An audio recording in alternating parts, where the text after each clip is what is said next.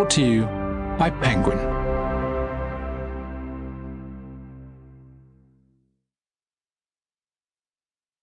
Who Wants Normal? By Frances Ryan. Read by Ruth Madley. For B, may you never settle for normal. Introduction. I'm sitting with a ventilator strapped to my face. The air pushes into my chest, the muscles contracting and stretching. In and out. In and out. I'm afraid to take it off. That my lungs alone can no longer handle the most basic human functioning. I'm afraid to leave it on. That the air will somehow stop flowing from the machine. Or worse, that I will never be able to take it off. That I will live like this forever. Or as long as forever feels. Gasping for air. I consider taking up smoking. For the stress. I would like to be able to start this story with a stellar anecdote about how exactly my life imploded. I was walking down Sunset Boulevard and Harry Styles ran me down in a Ferrari. I was dancing on a podium in Ibiza when a falling speaker semi-decapitated me. In reality, it was much more mundane, as these things inevitably tend to be. I went to the pub and I caught the flu. That was it. Oh, sorry, I also got an entire bottle of wine for £12. I remember that detail clearly. I went to the pub, I got drunk on cheap wine, and I caught the flu. I spent Christmas of 17 with what I thought was a regular illness. By February, I was unable to breathe or move. The flu had become flu complications, and I had become strapped to a ventilator mask. My energy all but disappeared to the extent that even breathing was a high-end task.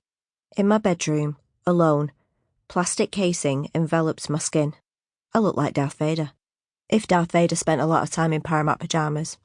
The cliché during this sort of thing is to say that the months that followed were a blur. But as anyone who has ever been through anything knows, really, it's the opposite. You wish it were a blur.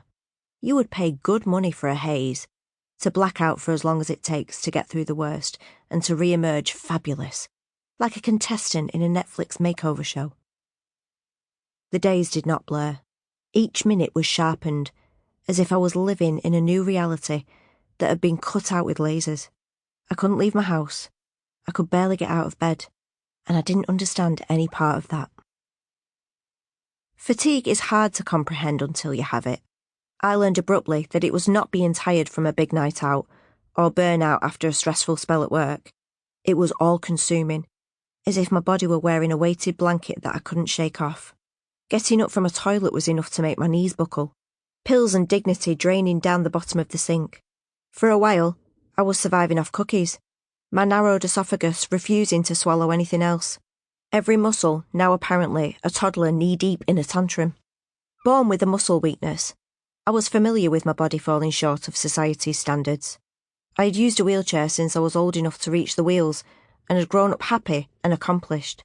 I always thought that meant I had a pretty good handle on my health, but it turns out I was merely a novice. If my body was a white good, at this point I would have been asking to speak to the manager. As the months went on, I waited for recovery, that thing that is meant to follow falling ill. I looked out of the window each day, twitching the curtain when recovery began to run late. It never came. Instead, the fatigue and pain hung around like a noxious smell. There was some improvement. My legs no longer buckled when asked to stand, and yet not enough. In bed, I looked through photographs on my camera roll for evidence of my former life. I traced the timeline on repeat in an attempt to make sense of it. Just a few months earlier, I had been out at midnight singing at a gig with an old friend. Now, I had a pill basket and knew the weights of gateway opioids. I was running a daily marathon just to exist, except I could barely recognise the existence.